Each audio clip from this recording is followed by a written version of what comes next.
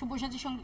আমি আবার বলছি যে ভাষা আমাদের সংবিধানের ৮ম তফসিলে তালিকাভুক্ত হয়ে আছে এবং সেখানে পরিষ্কার করে যে শব্দগুলি ব্যবহার করা হয়েছে তাকে পরিবর্তন করার কোনো অধিকার কি আমার আপনার আছে?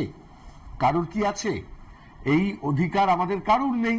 তাহলে যদি দিল্লি পুলিশ এটা লিখে থাকেন বাংলাদেশি ল্যাঙ্গুয়েজ, তাহলে সেক্ষেত্রে দিল্লি পুলিশেরই এটাকে সঠিক করে নেওয়ার কাজ ছিল, তারা সেটা করলেন না।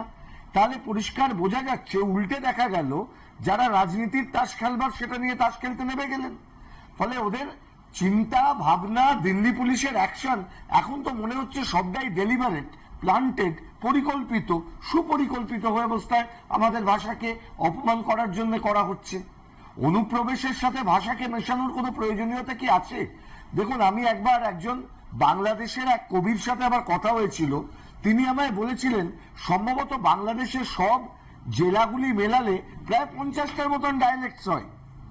অনেক রকমের ডায়ালেক্টস। আমি কি সিলেটি ভাষা বুঝতে পারবো? বুঝতে পারবো না, কিন্তু সেটাও বাংলা। তাহলে এই বাংলা তাকে অপমান করার জন্য বাংলাদেশি ভাষা বলা, এই ধরনের দিল্লি পুলিশ বলার পরে বিজেপি নেতারা যদি ক্ষমা না চান, তাহলে সেটা তো খুব অদ্ভুত এবং